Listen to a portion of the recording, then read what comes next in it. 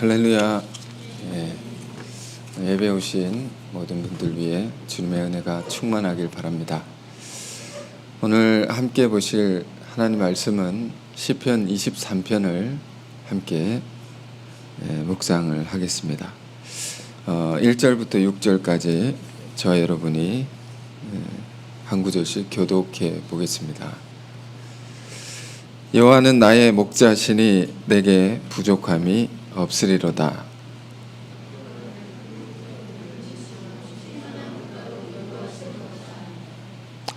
내 영혼을 소생시키시고 자기 이름을 위하여 의의 길로 인도하시는 도다.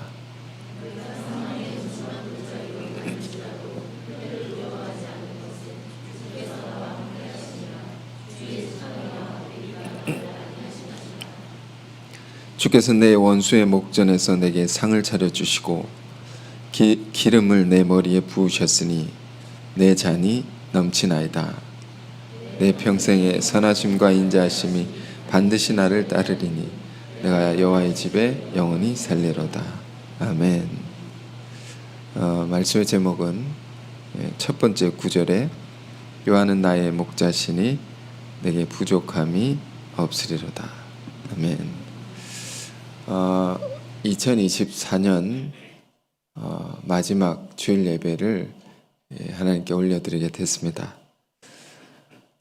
벌써 이렇게 한 해가 지나가는군요. 여러분 한 해 어떻게 사셨습니까?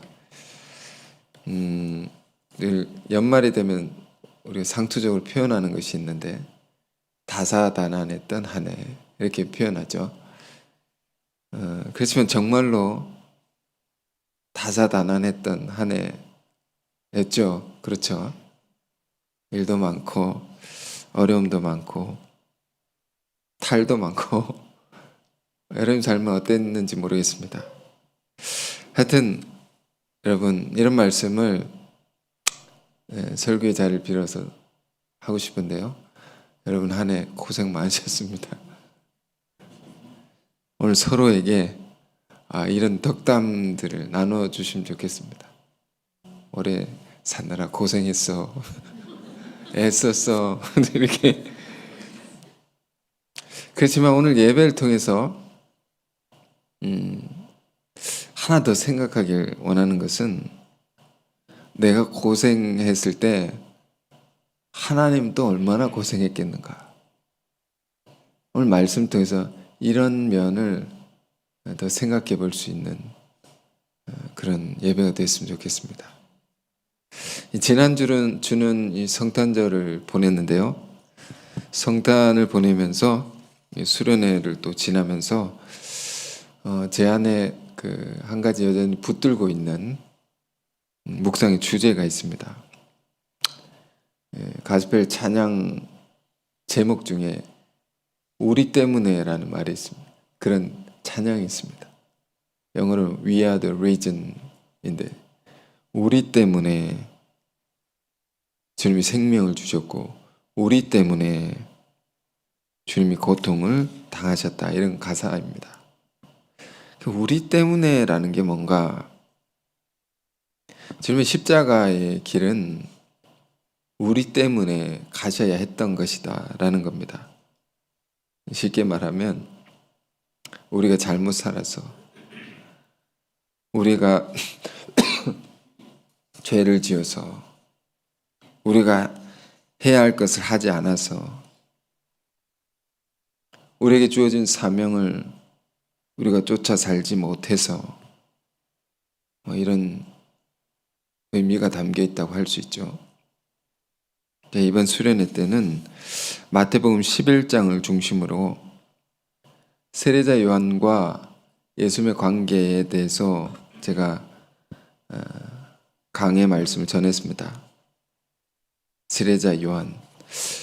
요한이라는 사람 우리가 굉장히 깊이 연구해야 되죠. 요한이라는 사람은 태어나기 전부터 주님의 길을 예비하라는 사명을 띠고 이 땅에 태어났습니다. 그런데 그 사명을 쫓아 그가 살다가 감옥에 갇히게 되죠. 그리고 결국에는 헤롯 왕에 의해서 죽임을 당하게 됩니다. 너무도 안타까운 죽음이었습니다. 그런데 그것과 예수님이 무슨 관계가 있느냐? 이게 굉장히 중요한 주제입니다. 어떤 이유로든 주님의 길을 예비해야 할 사명을 가진 자가 그걸 다 하지 못하게 된 것이죠. 어떤 이유로든. 그렇게 되므로 무슨 일이 일어난 겁니까? 자기 백성들, 그 준비된 백성들은 예수께서 그리스도이심을 알아보지 못하게 됐습니다. 영접하지도 못하게 되었습니다. 요한복음 1장에 자세히 나와 있습니다. 그러므로 예수님의 공생애라는 것은 어떤 것이었습니까? 사실 저 밑바닥까지 내려가셔서 요한의 목까지 직접 하셔야 하는 그 무겁고 무거운 멍에를 매는 그런 삶을 사셔야 했던 것입니다. 사랑의 공동체는 그런 것입니다. 우리 가족도 사랑의 공동체죠. 자식이 문제가 일어나면 부모가 내버려 둡니까? 그 문제를 부모의 책임으로 여기고 그것을 다 직접 수습하죠. 누가 해야 할 일을 하지 않으면 다른 이가 그것을 지고 가야 되는 것입니다. 예수님의 삶은 그런 것이었다. 우리 때문에라는 말이에요. 근데 예수님은 그런 상황을 어떻게 받아들이시고 어떤 마음가짐을 가지고 이 땅의 삶을 사셨는가? 그렇게 넘어온 멍이다. 나에게 넘어오게 된 짐이라는 겁니다. 그 무거운 짐이라 할지라도 마태복음 11장을 보면 이것도 아버지의 뜻이니이다. 그것도 자신의 것으로 삼으시고 그 멍에를 달게 지고 가셨단 말이에요. 그래서 마태복음 11장 28절에 우리가 익히 잘 아는 구절이 있습니다. 수고하고 무거운 짐진 자들아 다 내게로 오라. 내가 너희를 쉬게 하리라. 이거 어떻게 읽을 수 있다고 했습니까? 힘든 사람, 고통이 있는 사람, 문제가 있는 사람, 병든 사람, 그 다 가지고 나에게 오라. 내가 그 고통과 어려움, 병, 인생의 모든 문제를 내가 책임지겠다. 내가 책임지겠다. 예수님의 말씀입니다. 그러면서 그 다음에 어떤 말씀이 있냐면 마태복음 11장 29절에 나는 마음이 온유하고 겸손하니 나의 멍에를 메고 내게 배우라. 그리하면 너희 마음이 쉼을 얻으리니. 주님의 마음이 겸손하고 온유하셨다는 겁니다. 주님 안에 있는 겸손과 온유, 이게 어떤 것일까? 착한 사람, 좋은 사람, 그런 걸 말하는 것일까요? 성격이 모나지 않고 부드러운 사람, 그런 것일 수 있습니다. 그러나 이 주님 안에 있는 온유와 겸손이란 것은 더 깊은 의미가 있습니다. 다른 이가 잘못해서 내가 지게 되는 무거운 짐도 그 수고로운 멍에까지도 내가 달게 지겠다라는 이 마음인 것입니다. 이게 주님이 가진 온유와 겸손의 마음이다. 이게 다른 말로 십자가인 것이죠. 우리가 십자가를 이해할 때 그건 대속이라고 했습니다. 우리의 죄의 값을 대신 담당하고 그 죄의 값을 치르신 희생이라고 했죠. 근데 그게 죽음만이 아니라 예수님의 삶도 그런 것이었다라는 거죠. 우린 주님의 삶의 십자가를 주목해 볼 수 있어야 됩니다. 우리 교회 공동체도 내가 질 수 없는 짐을 대신 지고 가시는 많은 분들이 있죠. 그런 것을 우리가 잘 주목해 볼 수 있어야 됩니다. 그런데 대신 지고 갈 수 있는, 그렇게 살아갈 수 있는 마음이 뭐냐? 주님 안에는 온유와 겸손이다. 이 주님이 이런 것이 궁금한 것이 아닙니까? 어떤 마음으로 사셨는가? 왜? 우리도 지금 인생을 살아가는 것이니까 우리는 어떤 마음을 가지고 살아가야 하는가? 너희 안에 이 마음을 품으라 그리스도 예수의 마음이니, 이 마음이셨구나라는 겁니다. 이걸 가지고, 이런 마음을 가지고 평생을 사셨구나. 이 마음을 가지고 모든 환난을 다 이기시고 십자가의 죽음의 길까지도 가시고, 마지막에 다 이루었다 하셨습니다. 하나님이 아들에게 맡기신 사명을, 그 마음을 가지고 다 이루셨다. 주님은.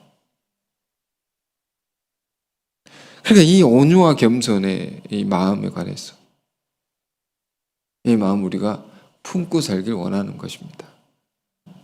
근데 이 온유와 겸손은 또 어떤 의미가 있습니까? 다른 면으로 보면 하나님의 전적인 통치와 섭리를 받아들이는 그런 믿음을 갖는 것을 또 의미합니다.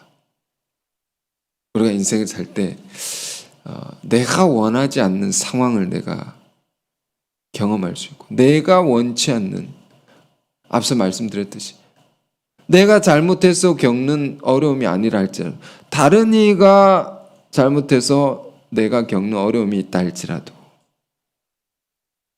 이것이 나에게 온 것은 하나님이 허락하신 하나님의 깊은 뜻이 있을 터이니 말이에요. 뜻이 있다. 하나님을 전적으로 의지하고 내 모든 것을, 그걸 받아들이고 내 모든 것을 하나님을 의지하고 내어 맡길 수 있는 이 믿음, 이렇게 된 것도 아버지의 뜻입니다. 주님께서 더 큰 선을 이루시려고, 더 큰 영광을 나타내시려고 이런 일이 있는 줄을 믿사옵나이다. 그런 이런 마음이죠. 예수만의 이 마음이 있었다. 이게 온유와 겸손이구나.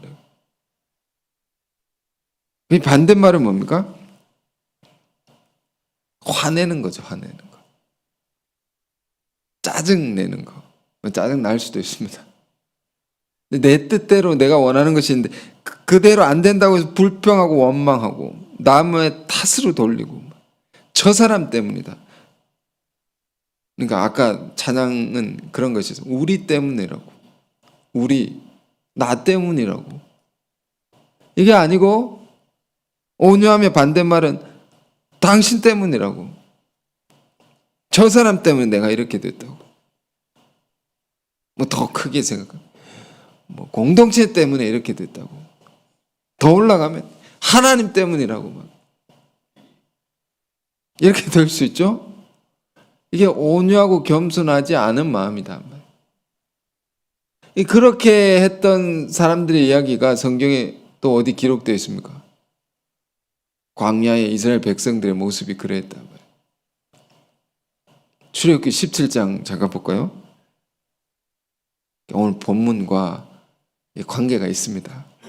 17장에 보면 광야의 이스라엘 백성들이 이런 상황에 처했습니다. 1절에 보면 이스라엘 자손의 온 회중이 여호와의 명령대로 신 광야에서 떠나 그 노정대로 행하여 르비딤의 장막을 쳤으나 백성이 마실 물이 없는지라. 광야의 그 길을 가는데, 광야란 것은 쉽게 말하면 사막이다. 거기에 마실 물이 없다는 것은 뭘 의미할까요? 그럼 오늘 우리에게 적용해 본다면 이게 어떤 상황 같을까요? 먹고 살 게 없다 말이에요. 응?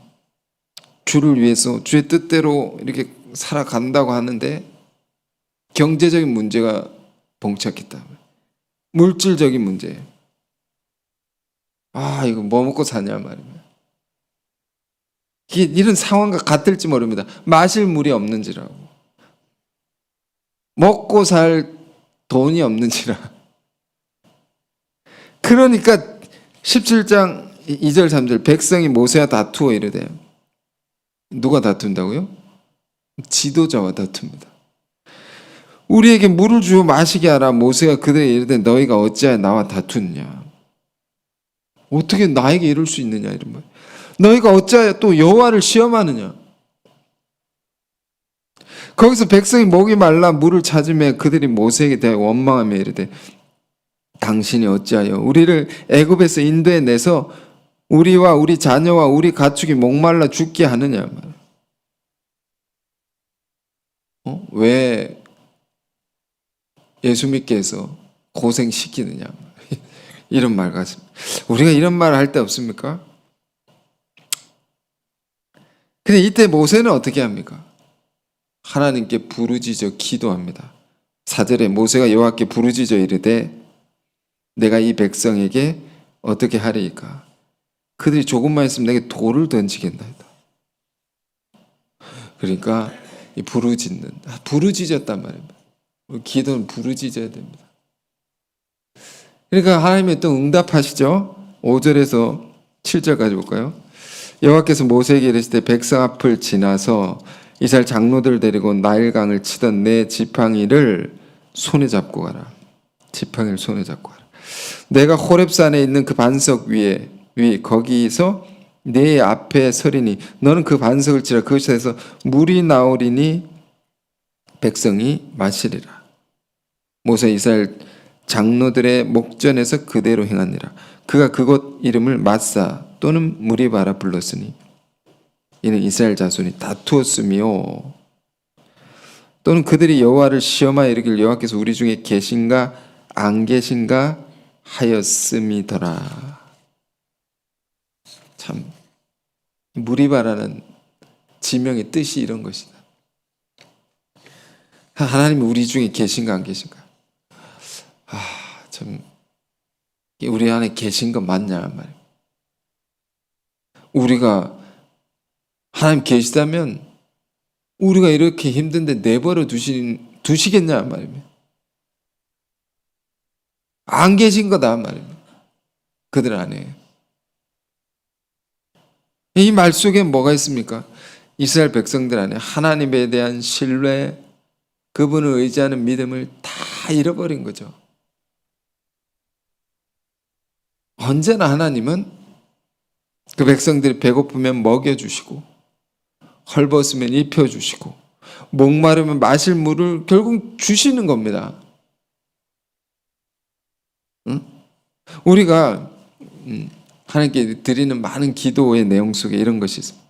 우리를 먹여주시고 입혀주시고 돌봐주시고 인도해 주신 하나님께 감사합니다. 정말로 하나님은 우리에게 그렇게 하시는 분이다. 그런데 이스라엘은 어찌하여 이런 하나님을 시험하는 말, 원망하는 말, 부정하는 말을 쏟아놓을 수 있는가 말이에요. 받은 은혜를 다 잊어버렸다. 그러니까 어떤 면에서는 이해가 됩니다. 오죽 힘들었으면 이렇게까지 했겠는가. 그러나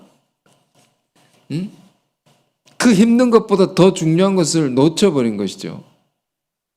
우리가 주를 따라가다 보면 어려움이 있습니다. 예수를 믿고 예수를 따르는 길이란 것은 산상수훈의 말씀처럼 넓은 길이 아닙니다. 찾는 이가 많은 길이 아닙니다. 좁은 길이고 어려운 길입니다. 그래서 힘들 수 있습니다. 그러나 우리가 곰곰이 생각해 봅시다. 우리가 힘들 때 하나님은 어디 계셨나? 무엇 하셨나? 우리가 배고플 때, 우리가 목마를 때 어떻게 하셨나? 돌아보라 말입니다. 생각해 보라 말입니다. 우리 죽을 것 같이 힘들 때 어떻게 하셨느냐 말이에요. 내버려 두신 게 아니다 말입니다. 먹이시고 입히시고 마시고 이런 길 저런 길로 살 길을 내어주시고 지치면 위로하시고 누군가를 통해서 힘을 주시고 인도하셨던 한량없는 자비의 손길들이 분명히 있었단 말이에요.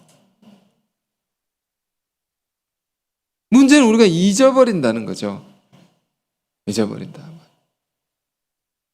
그런데 오늘 본문을 보면 다윗의 시인데 다윗은 정말 놀라운 사람이었어요. 그 파란만장한 인생을 살면서도 그 수많은 고생의 삶을 살면서도 그 가운데 하나님이 베푸신 은혜를 잊지 않고 기억하고 이 아름다운 시를 우리에게 남겨준 겁니다. 이 노년에 쓴 시입니다. 그 인생을 다 이렇게 돌아보면서 하나님께 고백하는 아름다운 시입니다. 이 사무엘서를 보면요, 다윗의 이야기가 쭉 나오는데 얼마나 고생을 많이 했습니까? 다윗이 끊임없는 전쟁, 끊임없는 공격 속에, 끊임없는 살해 위협 속에 그걸 피해 다니면서 살았던 것이 다윗의 인생이었습니다. 심지어 자기 자식까지 아버지인 자기를 배반해가지고 왕위를 찬탈하려고 하고 얼마나 죽을 고비가 많았는가, 얼마나 궁핍하고 얼마나 처절한 순간이 다윗의 인생 속에 많았는가. 자, 그런 삶을 살았던 다윗이 남긴 시입니다. 너무 감동적이죠. 그 시작이 이렇습니다. 여호와는 나의 목자시니 내게 부족함이 없으리로다. 그의 인생을 생각하면서 이 시를 볼 때 너무 이렇게 감동이 되죠. 부족함이 없습니다. 저는 내 삶은 하나님 한 분만으로 충분합니다. 만족합니다. 이 만족은 내가 갖고 싶은 걸 가져서 얻는 만족이 아닙니다. 내가 이루고 싶은 것을 이뤄서 얻는 만족도 아닙니다. 하나님이 베푸신 은혜로 말미암아 충만케 되는 그 만족입니다. 그걸로 가득해진. 옛날에 헬라 사람들은 인간은 그릇과 같다고 생각했습니다. 뭔가를 이렇게 담을 수 있는 그릇이다. 근데 인간이 뭘 담아야지, 뭘 채워야지 만족할 수 있냐 말이에요. 돈이 많으면 만족할 것 같습니까? 안 많아봐서 모르겠습니다. 안 많아봐도 만족 못합니다. 지식이 많으면 만족할까요? 만족할 수 없습니다. 다윗의 솔로몬의 지혜의 왕 솔로몬의 잠언서 그거 읽어보십시오. 누구보다 뛰어난 지혜를 가졌다는 사람, 만족이 안 된다고 했습니다. 그의 고백이 아무리 채우고 채워도 돈으로 지식으로 세상의 그 무엇으로 만족할 수 없다. 인간은 오직 하나님으로만 그분의 베푸신 은혜로만 진정으로 만족할 수 있습니다. 다시 말씀드리면 다윗의 삶이 고난이 없었습니까? 그의 소유가 늘 풍족했던 것입니까? 그의 인생길이 늘 평탄했던 것입니까? 아닙니다. 말도 못한 고난과 궁핍과 심지어 거지 행세를 하기도 하고 죽음의 위기를 수도 없이 거친 삶이었지만 이렇게 고백하는, 나는 하나님으로 만족합니다. 왜? 그 이유는 뭡니까? 하나님은 나에게 목자와 같은 분이시기 때문입니다. 목자를, 이 아름다운 단어, 영어로 셰퍼드죠. 셰퍼드. 이 셰퍼드란 영어 단어를 보면 두 개 단어가 합쳐진 말입니다. sheep, 양이라는 말과 herd, 떼, 무리를 의미하는 sheep herd가 줄여져서 shepherd 된 것입니다. shepherd. 그 목자는 뭐냐? 양떼를 치는 자다 말이에요. 그 목자다. 양떼를 친다는 게 뭘까요? 양떼를 친다. 이 치는 거 이게 아니죠. 양을 먹이고 입히고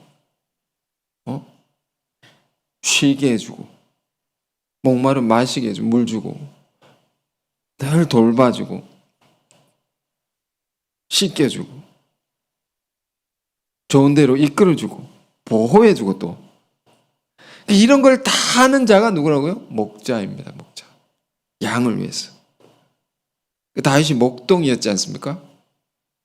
자기 경험을 통해서 하나님은 나에게 이런 분이시다라고 고백하는 거죠. 그래서 나는 만족한단 말이에요. 그러면서 목자이신 하나님께서 내 인생 가운데 행하신 일들을 시적 표현으로 하나하나 설명을 합니다. 2절에 그가 나를 푸른 풀밭에 누이시며 쉴만한 물가로 인도하시는도다. 다윗의 자기 인생 가운데 이런 것들을 회상하면서 이 시로서 표현한 겁니다. 이 시간 얼마나 깊은지. 네, 나를 푸른 풀밭에 나는 양인 것입니다. 여기서 하나님 목자인 것이고 그가 나를 푸른 풀밭에 누이시며 양은 눕는 경우가 없습니다. 잘 없습니다. 근데 푸른 풀밭에 누이시면은 풀을 실컷 뜯어먹고 배불러 누워있는 양을 상상해 보십시오. 정말 재밌죠. 우스꽝스럽지만 그 정도로 하나님이 나를 정말 배부르게 해주셨다고. 먹고 배불러서 드러누울 정도로. 그리고 쉴만한 물가로 나를 인도하신도다. 쉼이죠. 그 치열하고 지친 내 인생 가운데서 쉼을 주시고 물가로 인도해 주셨다. 시원한 마실 물이 있는 곳으로 나를 인도해 주셨다. 내 갈증을 해갈해 주셨던, 내 간절한 소원을 다 응답해 주셨던 그 하나님이셨습니다라는 겁니다. 여러분들 이 시를 읽으면서 그런 걸 생각해 보기를 원합니다. 내 영혼을 소생시키시고 자기 이름을 위하여 의의 길로 인도하신다. 내 영혼을 소생시키시고, 소생은 뭡니까? 우리 심폐소생술. 이거 언제 하는 겁니까? 다 죽어갈 때 살려내는 거죠. 그러니까 다 죽어가던 나를 살려내시고 이런 말이에요. 내버려 두면 죽는 건데 죽게 내버려 두지 않고 살려내신 하나님이셨다. 우리 인생 가운데 1년의 삶을 돌아볼 때 이런 것 없었습니까? 나 내버려 둔 죽었는데 살려내셨다고. 심폐소생술을 해가지고. 우리가 하는 일도 그런 일들이 많을 것입니다. 내버려 두면 망할 것인데, 무너질 것인데 소생시켜가지고 살려낸 많은 일들 생각해 보십시오. 감사해야 되지 않겠습니까? 우리가 자기의 이름을 위하여 의의 길로 인도하시는 도다. 자기의 이름을 위하여, 하나님의 영광을 위하여 이런 말입니다. 하나님의 영광을 위하여 우리를 의의 길로 인도하신다. 그러니까 우리를 의롭게 살게 하셔서, 죄짓지 않도록 의롭게 살게 하셔서 우리를 통해 영광을 받으시는 하나님. 이 시 속에 뭐가 있습니까? 다윗 안에 나를 통해 하나님의 영광을 받으신다는 것이 있습니다. 그러므로 내가 함부로 살 수가 없는 것이고, 함부로 죄짓고 살 수 없고 나쁜 길로 갈 수 없다는 겁니다. 다윗의 삶 속에 이런 기준이 있었단 말이에요. 아무리 힘들어도 죄 지을 수 없다면, 나쁜 길로 갈 수 없다는 말이에요. 왜? 나를 통해서 하나님 영광 받으실 것이기 때문에. 그런데 이것도 다 내 힘으로 된 것이 아니고 하나님의 인도하심으로 가능한 일이었습니다. 라는 고백입니다. 의의 길로 인도하신도다. 4절에 또 이렇게 말합니다. 내가 사망의 음침한 골짜기로 다닐지라도 해를 두려워하지 않을 것을. 주께서 나와 함께 하심이라. 주의 지팡이와 막대기가 나를 안위하시나이다. 사망의 음침한 골짜기. 당시 유대 지역에 험난한 협곡들이 있었습니다. 협곡. 이렇게 절벽 같은데.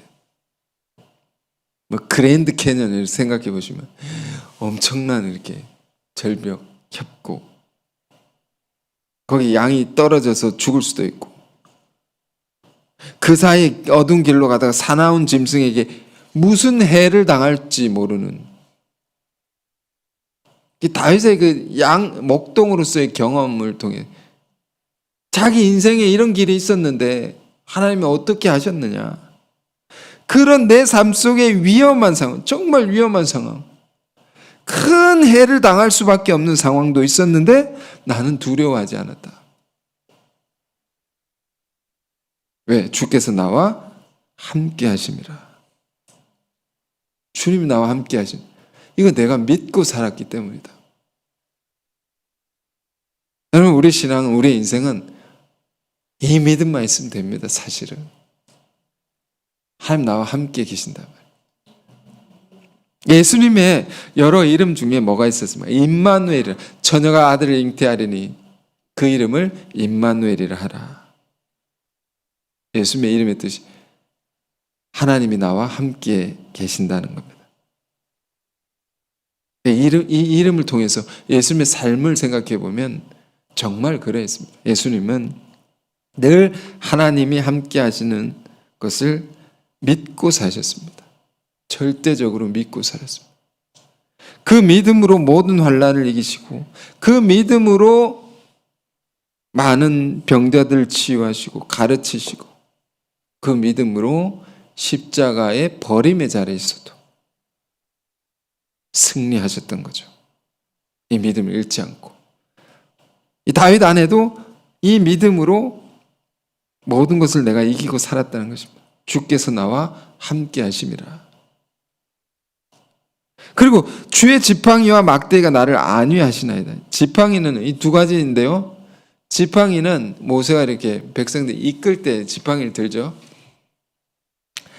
지팡이는 이끄는 것입니다. 지도력을 상징하고. 막대기는 뭘까요? 목자가 사나운 맹수들을 쫓아내는 겁니다. 막대기는.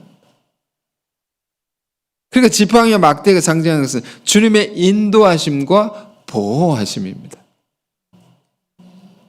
다윗은 나의 인생에 늘 그게 있었다라는 고백을 하고 있는 것입니다. 늘 이게 있어가지고 내가 오늘의 이 자리에 있는 것이다.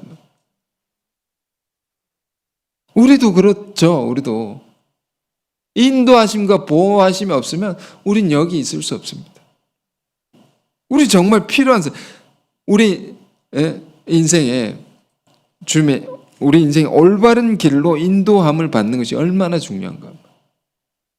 일탈할 수 있고 엉뚱한 길로 멸망의 길로 갈 수도 있는데 영원한 생명의 길로 인도함을 받는 거죠. 받아서 우리가 여기 이 자리에 있는 줄로 믿습니다.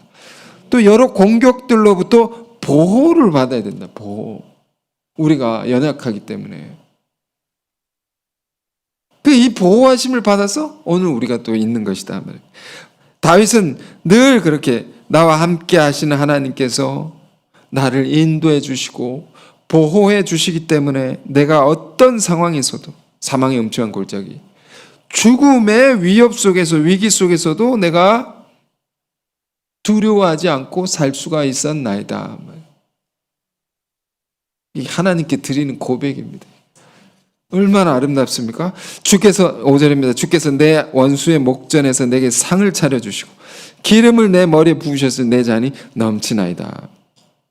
원수 앞에서 상을 베푸신다. 원수, 나를 공격하는, 나를 괴롭히는 원수 앞에서 하나님은 공적으로, 공개적으로 복을 베푸신 하나님. 한국말에 보란듯이라는 말이 있습니다. 보란듯이 복을 베푸신 하나님. 이 다윗의 삶 속에 이런 게 있었단 말이에요. 우리도 생각해 보면 이런 게 있죠. 있을 것입니다. 그리고 기름을 내 머리에 부으셨으니, 기름은 누구에게 붓습니까? 제사장이나 왕이 이제 대관식을 할 때 머리에 기름을 붓습니다.